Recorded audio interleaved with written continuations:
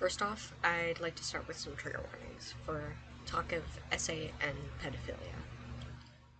Taboo fantasies. Most of us have at least one kinky thought slip through the depths of our imaginations.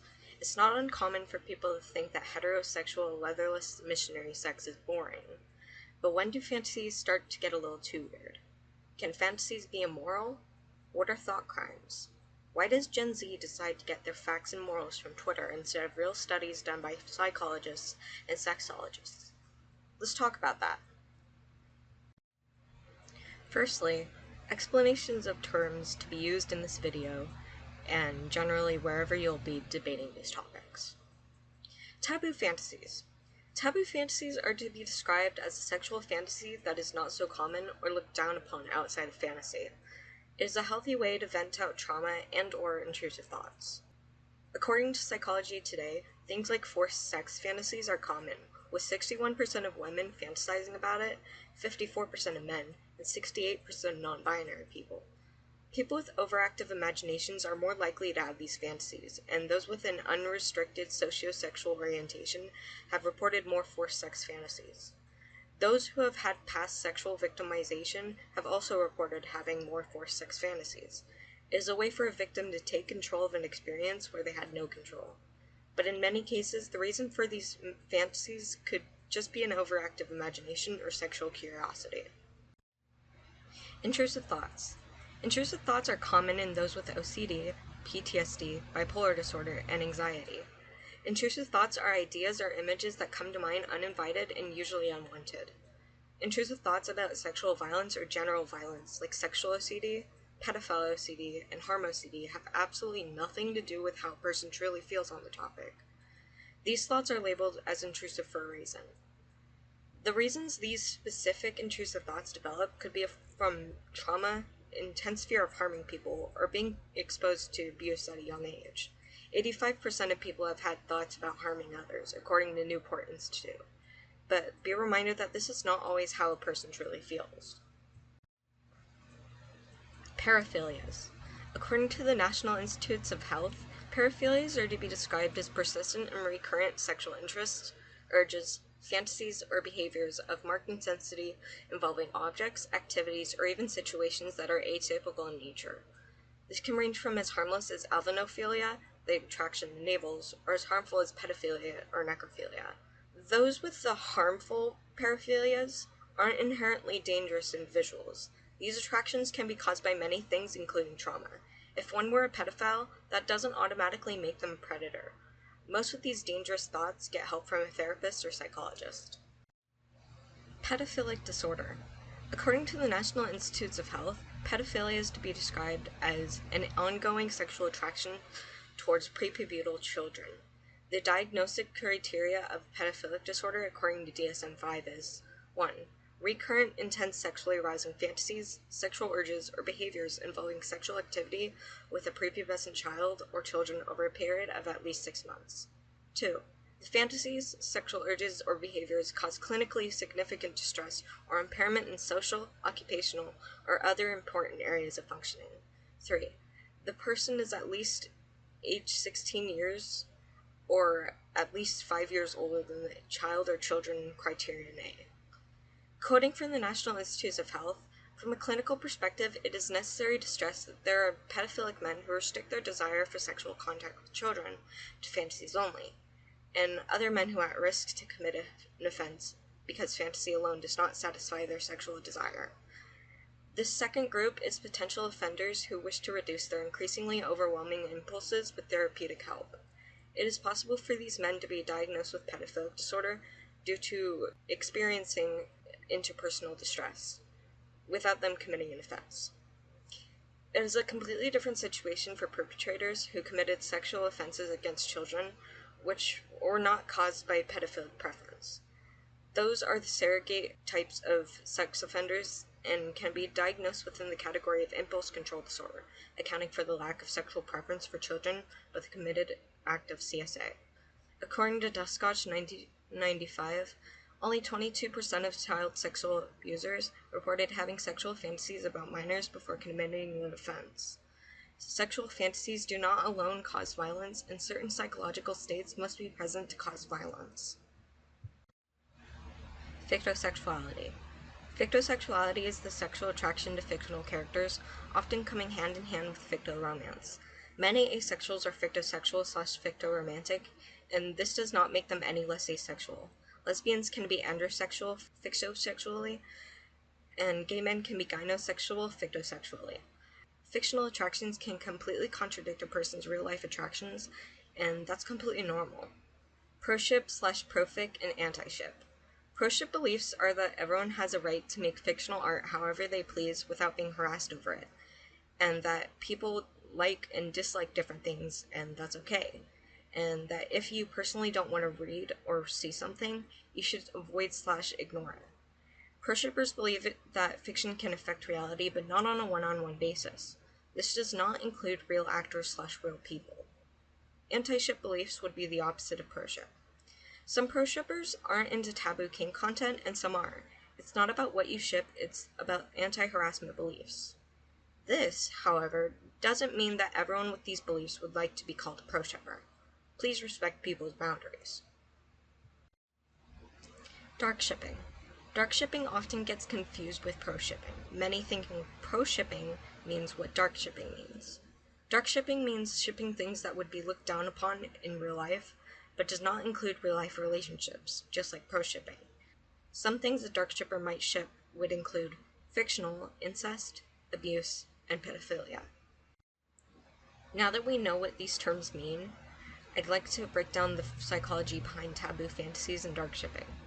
Quoting from Healthline.com, after conducting a 4,000-plus person, 350-question survey in 2018, internationally recognized sex educator Justin Lamiller, PhD, concluded that there are 7 main fantasy themes. Those themes include multi-partner sex, power play/control/rough sex, novelty/adventure/variety, non-monogamy, taboo/forbidden sex, passion/romance, and erotic flexibility. This list is in order of popularity. Let's focus on power play and taboo sex for now. Power play. One of the most played out fantasies in BDSM, bondage, discipline, dominance, and submission, communities, and second most popular fantasies in general is S&M, sadism and masochism. To be more specific, father/stepdaughter, professor/student, boss/employee, and quote-unquote forced sex, which Dr. Lamiller calls mock rape. Quoting, "The idea of being sexually submissive can be arousing to people who are always in control outside of the bedroom, and the idea of being in control can be hot due to the taboo nature of rough sex and a sense of authority. Whatever the fantasy, there should be a plan in place about what will happen in that sexual scene," says Daniel Sayan, founder of NSFW, the club hosting sex-positive events and workshops. That way you can eliminate the risk of unwanted or non-consensual acts, even in the face of control play. The main rules of these types of fantasies that cannot be ignored in these situations include agreeing on a safe word, talking through what the rules are, establishing boundaries, taking it slow, especially for those inexperienced, and checking in continuously. Taboo sex. Quoting, "In and out of the bedroom, we want what we can't have. It's the way our brain works. Any sexual relationship or act that could get us into trouble or be seen as weird or forbidden or gross in real life can be a turn-on. Common taboos include licking feet or armpits and worshipping leather or lycra.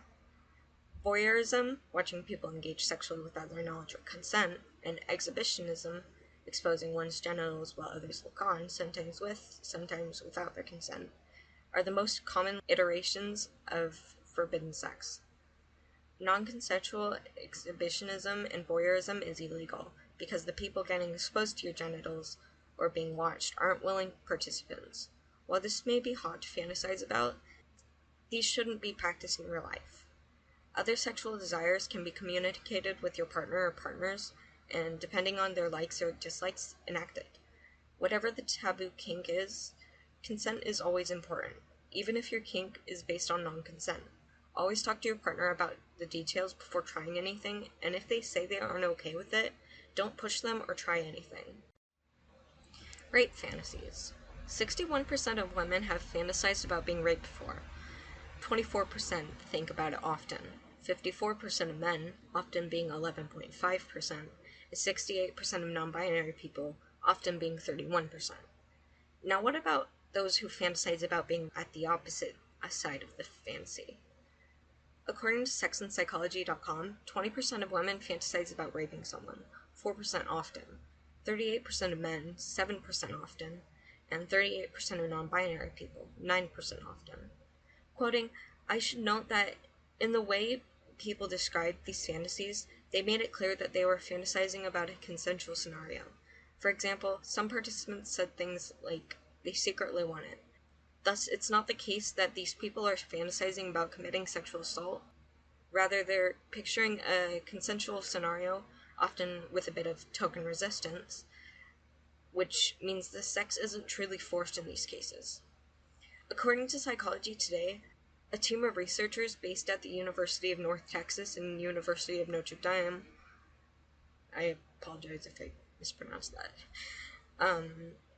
studied 355 young women. 62% of participants reported having a rape fantasy of some type. 52% of the women said they had fantasies about forced sex by a man. 32% had fantasies about being raped by a man. 28% had fantasies about forced oral sex by a man. 16% about forced anal sex. 24% about being incapacitated. 17% about forced sex by a woman. 9% about being raped by a woman. And 9% about forced oral sex by a woman. Women who have rape fantasies also tend to have more positive attitudes towards sex, high self-esteem, and more frequent consensual sexual fantasies. According to Sex Positivity and Counseling Psychology, an introduction to the major contribution, a sex-positive approach that celebrates sexual diversity and variety as inherently normative can help ameliorate the shame that many clients engaging with kink already feel, and moreover, can help clients identify their sexuality as a source of potential strength, resilience, and growth. BDSM can facilitate increased levels of intimacy and communication for couples as well as heightened self-knowledge. BDSM activity can lower physiological stress levels and increase relationship closeness. BDSM, rather than representing traumatic reenactments, can facilitate profound healing of past traumas by providing a safe and controlled space for participants to confront their past hurts. Sex positivity allows one to escape the false dichotomy of normality versus pathology, and approach different sexual practices, subcultures, and interests with an attitude of curiosity and openness. Such an approach, as in the case of kink, can not only be therapeutically healing, but can also avoid unwittingly reinforcing damaging and inaccurate sex-negative stigmas that many people bear. Lolicon. Lolicon is a touchy subject, and I personally don't know much about it. However, according to treatmyocd.com, many that use this type of media in any way may have a subtype of OCD called pedophile OCD.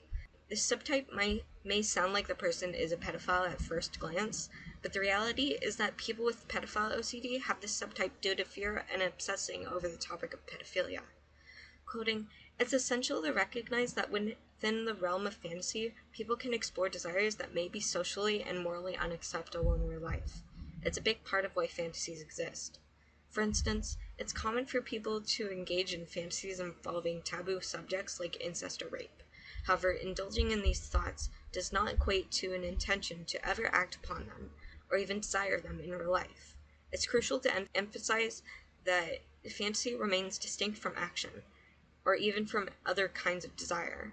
That brings us rather neatly to OCD, a mental health condition that can cause a lot of distress and anxiety about the line between thought and intent. This blurring typically occurs in the wake of an intrusive thought, urge, feeling, worry, or image. Everyone has them, and the majority of people can shrug off these intrusive thoughts for the meaningless mental glitches they are. People with OCD, though, cannot dismiss these thoughts, which are especially persistent and distressing and become obsessions. For example, a person who doesn't have OCD might have a random thought when watching a movie: I hope I don't get attracted to that child actor, and they can quickly shake it off and then go about their day. Someone with OCD, on the other hand, will find this thought impossible to dismiss, and it becomes an obsession. Their mind starts racing. Why did I think that? What does this mean? I'm actually attracted to kids? What if I am? Can I ever trust myself? The what ifs continue to flood in, causing them to doubt their own identity, values, and even memory. When obsessions are triggered, perhaps by a movie, a walk in the park, a physical sensation, or nothing at all, they bring intense feelings of distress, worry, and anxiety. As a result, people resort to compulsions, which are physical or mental behaviors done in an attempt to feel better or more secure, or to prevent something from happening. In our example, a person might avoid all media involving children, check for signs of arousal every time they see a young person, or research frantically in forums to reassure themselves that they are not a pedophile. But can lolicon be a gateway to real pedophilia?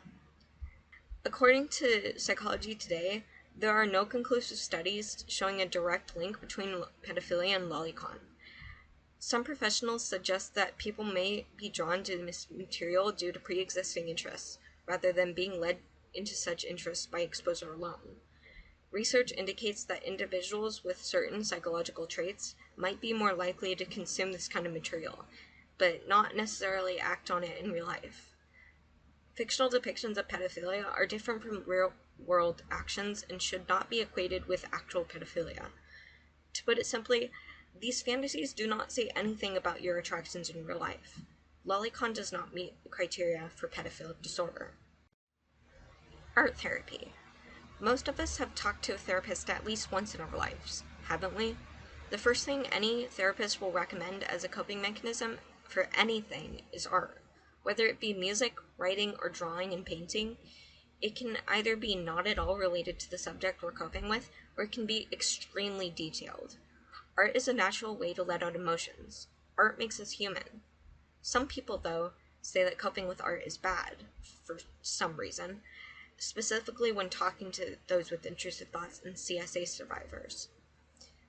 This study on writing therapy is by Advances in Psychiatric Treatment, 2005, Volume 11, 338-346. Emotional and Physical Health Benefits of Expressive Writing. Writing about traumatic, stressful, or emotional events have been found to result in improvements in both physical and psychological health in non-clinical and clinical populations. In the expressive writing paradigm, however you pronounce it, participants are asked to write about such events for 15 to 20 minutes on 3 to 5 occasions. Those who do so generally have significantly better physical and psychological outcomes compared to those who write about neutral topics. Here we present an overview of the expressive writing paradigm, outline populations for which it has been found to be beneficial, and discuss possible mechanisms underlying the observed health benefits.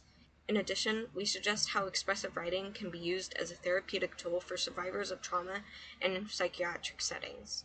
Longer-term health-related benefits of expressive writing include fewer stress-related visits to the doctor, improved immune system functioning, reduced blood pressure, improved lung function, improved liver function, fewer days in the hospital, improved mood, feeling of greater psychological well-being, reduced depressive symptoms before examinations, fewer post-traumatic intrusion and avoidance symptoms. Social and behavioral outcomes include reduced absenteeism from work, quicker reemployment after job loss, improved working memory, improved sporting performance, higher students' grade point average, altered social and linguistic behavior. That's about all I'll be covering today. I might make another one, but that's all I have right now. If you want to do your own research, I'll go ahead and link a doc full of sources in the description. And hope you enjoyed.